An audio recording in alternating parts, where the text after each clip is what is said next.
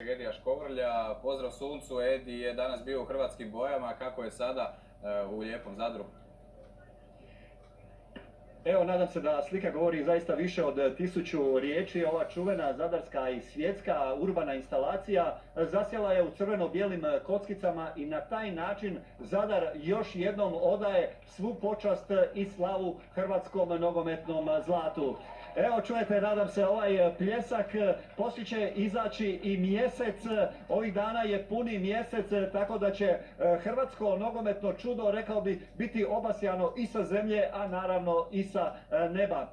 Zaista smo to zaslužili jer tih dana znamo da je vladalo zajedništvo i ona silna energija koja je ovdje gotovo mjesec dana tresla Zadrane i sam Zadar poput one najjače groznice, a njegove ulice i trgove naravno pretvorila u golemi kameni stadion.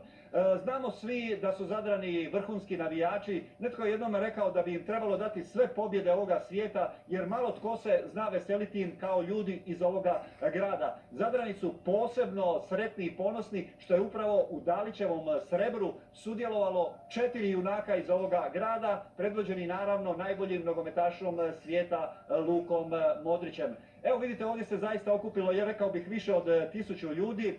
Doduše, riječ je mahom o stranim gostima, međutim baš su i oni prošle godine negdje u ovo vrijeme bili zdušni navijači naše reprezentacije i evo danas večeras mogu ovdje uživati još jednom u crveno-bijelim hrvatskim kockicama.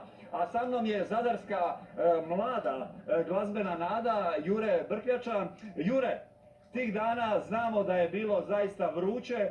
Jesu li se uopće uspjele ohladiti ove gitarske žice? Nisu, one još gore zapravo i nikad neće ni prestati goriti. Jure, znamo da je nekako prošle godine, u toj godini izbačeno na tržište cijeli niz tih navijačkih pjesama koje su zaista ljude